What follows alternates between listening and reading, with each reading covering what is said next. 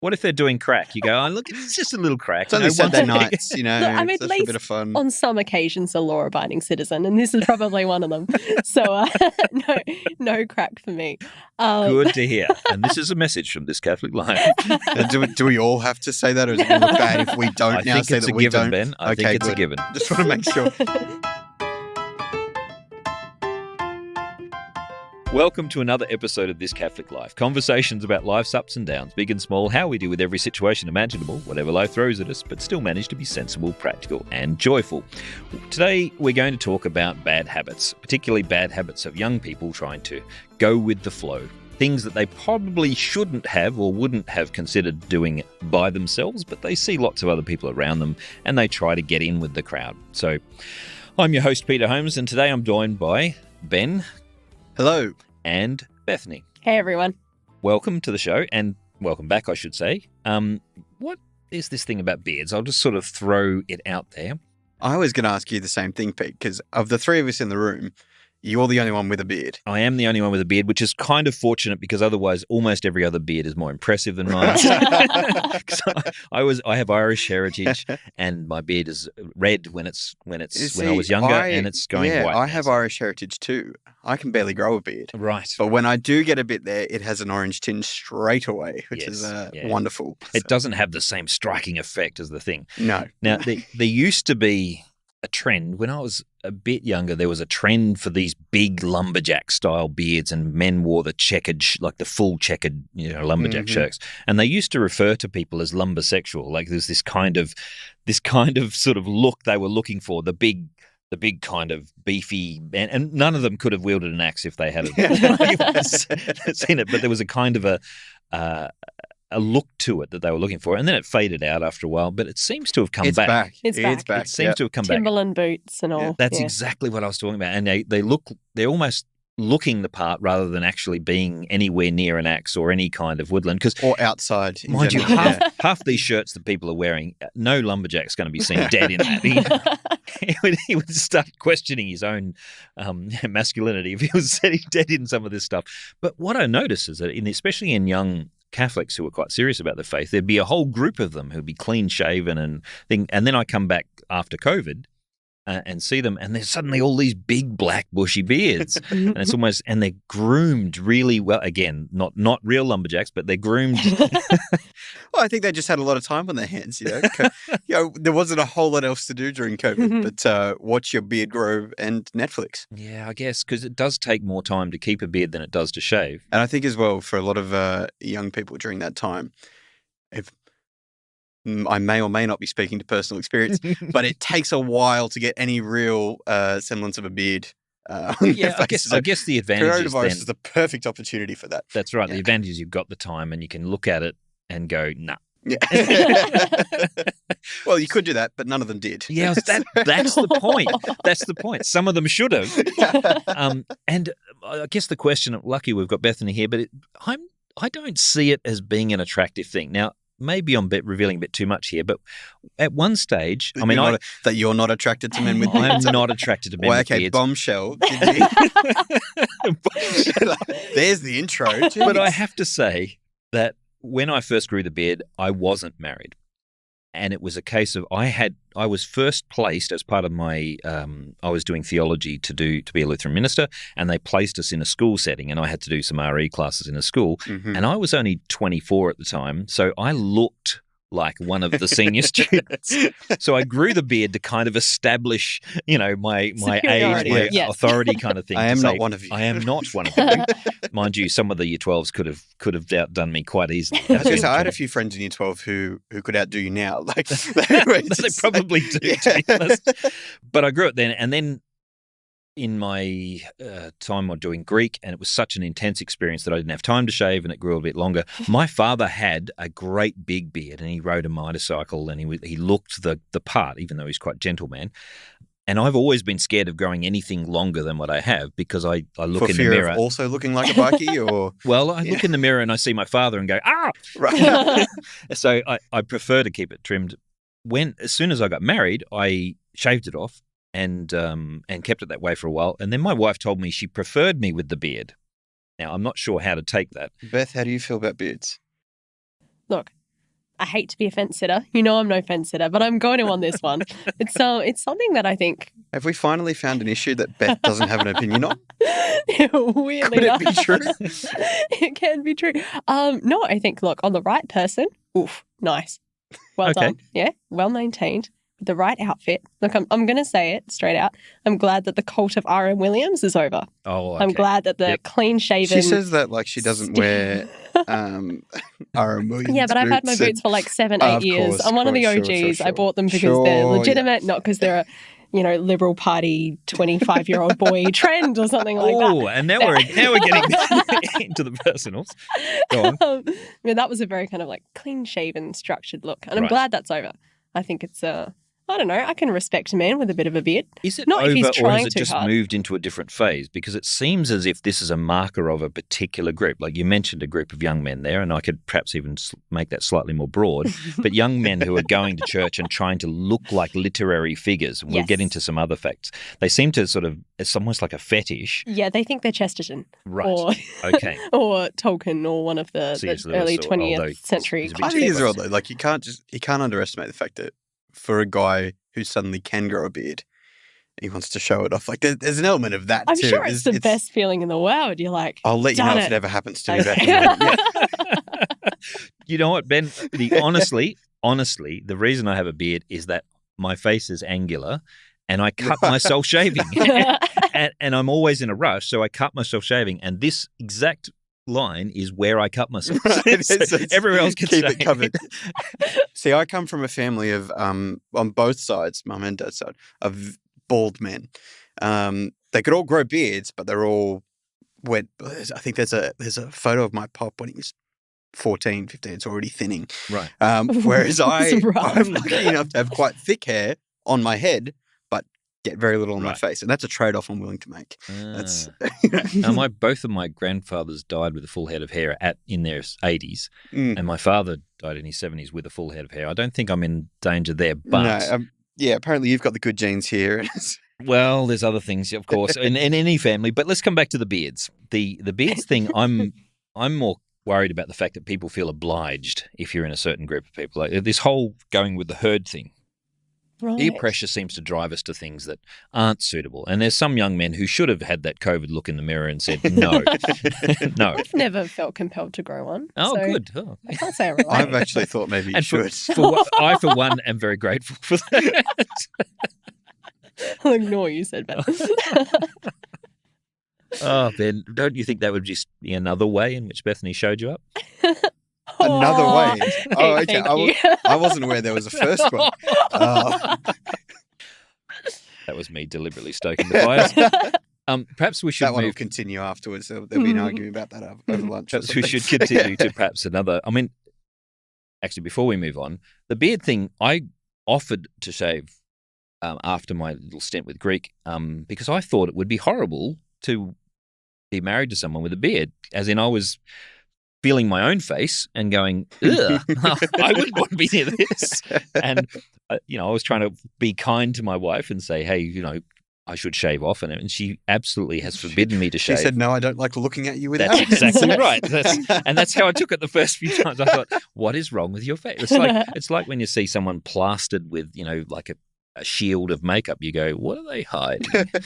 It's like with a person with a beard that covers their entire face, you go, well, What's really going on in here? there? Mhm. Yes. Anyway. I read an article from the Catholic Weekly. It's probably about 5 or 6 years old now. I think by Father John Corrigan. It's a cheeky little piece. He was teaching at a school, and a student came up to him at the end, and he was wrapping his beard. He was very proud of it, and she just goes, "Father, how do you ever think you're going to get a girlfriend with that on your face?" Like, maybe I should teach about the priesthood a little bit more. But point taken. So Well, it's not like that girl was ever going to enter the priesthood. So. No, look, but wisdom from the mouths of babes, you can it might be was- something to go by. In most of the ancient literature, beards are a sign of this sort of virile masculinity, and usually this is why I had a bit of a joke about the movie 300. Because of the 300 is almost completely hairless, muscles and everything. But actually, when you read the literature on the Spartans, they were hairy from head to toe and big beards, and it was You the can't sign. see all the abs with all the hair, though. That's exactly. You need the abs. And in the scriptures, That's they why talk I about saw it. when they talk about blessedness in the scriptures, they talk about oil running down the beard of Aaron as this sign of blessedness, which isn't the best modern image. Although this gets me to the really weird stuff. People like when I have a friend who sends me these joke memes about guys' beards, my eyes are up here, miss, sort of thing. And when after I looked at a few of these, Facebook started spitting up like beard trimming products and things, right? And one of the products was this like scented oil Beard oil. which you put in your beard. Like, what are you talking about? You're trying to look like you're macho and you're perfuming up? Goodness me. Anyway. Well, they want to look like they're macho, not smell like it. Nobody likes that. It's all for the photo. Oh, dear. All right. Well, talking about smelling, one of the bad habits I got into under peer pressure when I was in seminary was, and this was when I was single, we started smoking a pipe. Like it was a fetishized thing that we looked at people like, the literary Were you smoking figures. the pipe, or did you just like holding it in your mouth and sort of like, yes, well. I could go into a long story about importing, proper top-end tobacco in Adelaide, and we had to get it from overseas, and we were sitting on balconies. This is illegal, but we're sitting on balconies with our legs hanging over the edge of a third-floor balcony, puffing, because there's smoke detectors in our room. Yeah. So we're sitting out on the balconies puffing pipes. And look, the sensation of it wasn't bad. The trouble is that you it's not something you can just walk away from. If you're a smoker and you believe you can take a mint, or it doesn't work, okay, trust everyone else, it doesn't work. And one of the things is one of our friends had to get a growth removed because he had cancer of the mouth, and not in a short term. He'd been smoking for some time, but that's put the scare through us all, and we stopped. And that's my point. There are some habits which might look good. There's some, but smoking's not. Yeah, that's it. The beard's not going to lead to any, you would think, serious illnesses or anything. But provided you've got your hygiene habits. Yeah. Well, I mean, there's where the oils come in, But yeah, something like smoking and some other similar peer pressure habits that particularly, I mean, you know this obviously, it's your area, but young men fall into can be quite harmful. But smoking is one of those things that, I mean, we did it because of the look of it, I think, at first. Well, if you're going with a pipe and not a cigarette, you're there for the look. Yeah. But that when you actually, unless you're buying the really top-end sort of stuff that's made for taste, you're doing it just for the sake of it. And then the addiction, I mean, the whole idea of it, the addiction, the actual, all of the health risks involved, it's just nonsensical to continue for very long at all. And I mean, in those days, we didn't have the advertising we do on cigarette packets these days. And then as we got older, there was all this horrendous images on cigarette packets. Why would anyone smoke these days? Maybe I'm being a bit controversial now, but... No, I think it's fair. I have no issues with an occasional social smoke. I know. See? What's a social smoke? Now, there's something where I like once a week, maybe, like on a Saturday night. Yeah, but what does it mean to be a social smoke? You mean because other people are smoking, you have a smoke with them? Yeah, maybe. Okay. I don't think there's... I mean, maybe it comes with a kind of culture. What if they're doing crack? Peer pressure was a thing. What if they're doing crack? You go, look, it's just a little crack. It's only Saturday nights, Look, I mean, at least a bit of fun. On some occasions, a law-abiding citizen, and this is probably one of them. So, no crack for me. Good to hear. And this is a message from this Catholic life. Do we all have to say that, or is it going to look bad if we don't now say that we don't? Ben. I think it's a given. Just want to make sure, because if my mum listens to this and I don't definitively deny it, so... Right. See, my point is, though, is that if we know it's a bad habit and it's harmful, and there's I'm struggling to think of any good benefit of smoking, apart from the fact that other people do it, and perhaps there's a social connection if we do it, then isn't that one of those things your mum said to you? If everyone else jumped off a cliff, would you do it? I don't know. I think people are willing to put like small health risks. And I say small if you're a social smoker and not like a daily smoker. Health risks for the sake of enjoyment or mateship or...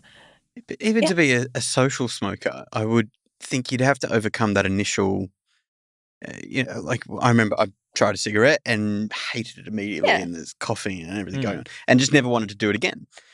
To become a social smoker, do you not have to still smoke enough that you overcome that particular hurdle? Maybe. Or are I you mean, there maybe every just, Saturday night going, this is fine? Maybe you're just really bad at it. I don't know. I think the whole there's a kind of like cult of, I've been using the word cult a lot, I realise, but there is a kind of cult of hand-rolled cigarettes, Right. at least among like young Catholics at the moment. And I think that's become the kind of, there's a skill to smoking. It's something you do. It's kind of almost a it's fetishized a thing you thing, though, cultivate. isn't it? It's a fetish. Look, maybe they're LARPing. I don't know.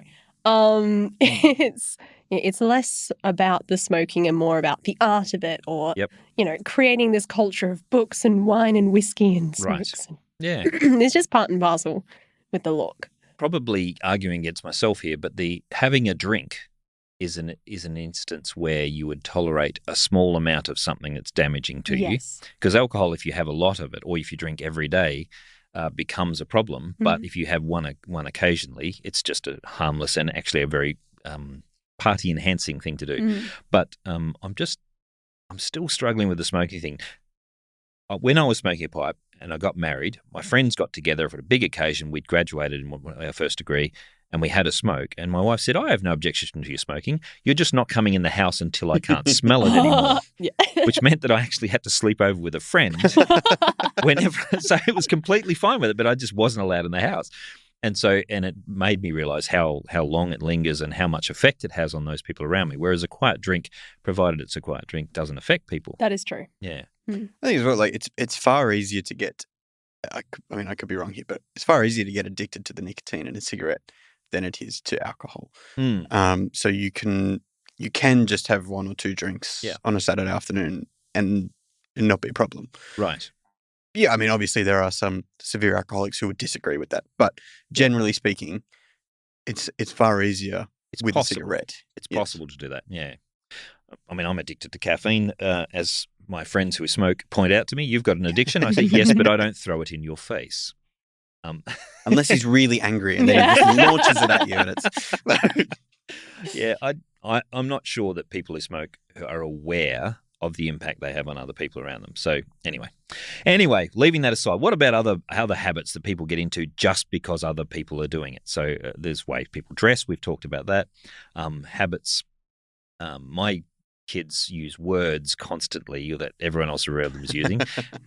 My daughter insists on calling me bro. And That's right. I'm insistent on calling everyone sis. She calls me sis. And at first I thought, she's just doing it to get a rise out of me because that's exactly who Beth is. But then I know she's doing it to everyone. Everyone. Beth is just a fiend for calling people sis. Right. Just over, no matter what the topic of conversation is or level of seriousness. Right. Sometimes I address important work emails with that as well. Like, with sis, dear sis, I hope this email finds you well, and so on. Right. I'm hoping you go back and correct that. I'm sorry, it's an addiction. What about some other terms of address? Because, I mean, the whole bro thing with my daughter she just can't stop it. But there's other kinds of things that she's saying constantly, and I'm trying to figure out if that's just her or the bunch of people she's hanging with, or it's a more general I go through phases of where there's a particular word or something that I'll say a lot, and then I realise it's because I've been binge watching a TV show or something, and there's a character there that does it. So it's not necessarily other people are doing it. It's I've just watched The Office a lot in the last few days, and now I'm quoting people from there. So. One example I said is people used to say YOLO all the time. YOLO. Yeah, I went through that. So that was what? No. Yeah. And usually in the wrong context, as in you only live once is what YOLO stands for. But usually they'd say it in the sense of doing something frivolous and dangerous. Repetitive. And you go, surely the phrase you only live once should make you actually protect that. No, so I was around that sort of 16, 17, 18 when that was a thing. So that was key for my age group. Right. And we completely missed the point of that. We would say YOLO and then go do something that might kill us. And that was sort of what it was. So it's like, well, you only live once, so you may as well have fun. Yep. But there's a band called The Lonely Island with Andy Samberg, who made a song called YOLO. Oh, really? They're a parody group, and I would stress caution because they like their language. Don't do it. But they made a song called YOLO, which is clean, and it's sort of, it flips it. It sort of makes fun of them, and it's all the ways you should protect yourself. Fair enough. Well, I mean, we've covered a few bad habits, but the ones that I I mean, the speech ones are just annoying. And that's someone. Is that a generational thing as well? No, though, I think it's because I study language and I really care about the Oh. language. And I taught my daughter French, and then she deliberately says, she's got such a beautiful accent, and then she says "c'est moi" just to annoy me. C'est moi. Anyway, and yet. And does she know how to say bro in French? I was yet? like, she's just come to you like, fat. she does an amazing accent, but usually it's off movies. She'll launch into a rant from a movie, and I'll go, well, that sounds really amusing, but I have no idea where it's coming from. There's something to do with a cantaloupe at the moment. Why? Yes. Anyway, we probably should move on to other things. The other one is it's all good. People say it's all good.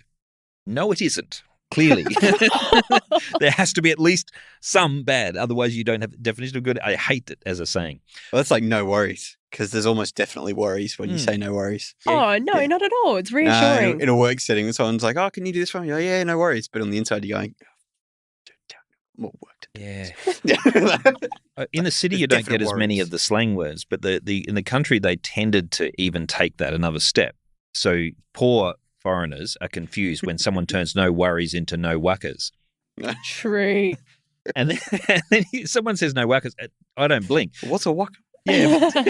Is that one of your strange Australian animals that Isn't bites that you in the night? Pac-Man on his runnings? Yeah. But I was trying to teach my kids rhyming slang. The old like Cockney. the Aussie, Yep. but there's some Aussie rhyming slang which is not Cockney. Oh, okay. You've not heard of this? Really? Unless this will be one of those cases where I say no, and then you'll start saying words. I go, yeah, I know that. Yeah. Yeah, well, Joe Blake. Joe Blake is a snake. Nope. If you go to have a Captain Cook, you're having a look. The Captain Cook, No. I know. Yeah. No. Didn't know about Your mate is your China plate. Nah. I want to hit the frog and toad is the road. Oh my gosh, Yeah. no. Hit the frog and toad, yeah. It's amazing. I've The heard that cheese and before. I kisses assumed is it your was- missus. Nah. No. The only ones I ever grew up with don't rhyme, like flat out like a lizard drinking. Uh, Or knee high to a Now, is grasshopper. that just an Adelaide thing, or- No, I knew those. And the other one is that, and these are the quite ugly ones, they used to call the sauce the dead horse. Oh, Pass I the did dead know horse. that one. Yeah. And when these things are just standard for Australian sort of countryside, but my kids are listening to them going, what? I said, They pass have the a dead dead horse. And they go, horse. how gross. And you don't even think about it. But But it is a weird thing to, like, if you're at the dinner table, like, you could be asking for the meat. You think, depending I on. don't know what you're depending having on- Yeah. at Conolly dinner table. I'm not the one asking for the dead horse at the dinner table. All right, this isn't IKEA. Come on. Oh, dear. I'm not sure if this podcast has stayed on track. All right. We probably should wrap it up before we get into two weird sayings. We're going to leave it on dead horse. A dead Just them. Producer Mike, just cut it right there. Pass the dead horse. Thanks for listening. Yes. I've still come back to the time our Prime Minister mixed up two metaphors and said fair, what does he say? Fair suck of the sauce shake of the bottle. sauce. Yeah. Oh, no. I think he said, pass the sauce and what was the other one? Suck of He the meant sav. to say a fair. He was trying to say a fair go. He said fair Yeah. shake of the sauce. But bottle. that comes was- from the saying fair suck of the sav, Yep. meaning that you'd have one savlo between the family and you each get a bit of it. So it was a metaphor. Did you know for that? poverty. No. Is that- Yeah. And our Canadian producer is sitting here very confused. Aussies, yeah, we're so classy. Absolutely classy. That's it for this week's podcast. Thanks for listening. Today's discussion got you thinking or arguing with your podcast device. If you can think of any other bad habits we should have mentioned, or if you think that we're just barking up the wrong tree with the smoking thing, or if you can think of a good reason for smoking, because I can't, you can... It's pretty cool. It's pretty cool. you Yeah, it reckon? makes you look real cool. It does, doesn't Yeah. it? Yeah, I thought that in high school too. So I got caught by the teacher and he made me smoke one in front of him. That was it. That's a weird fetish? Yeah. Anyway, you can continue the conversation by joining our Twitter, Instagram, Facebook, or Discord chats, and you can find all the links in our show notes. Please write us a review. Remember, this is a uniquely Australian Catholic podcast, and we think that's a good idea. So tell your friends. We'll be back next week, but that's all for now. Thank you for listening to This Catholic Life. And please pass the dead horse.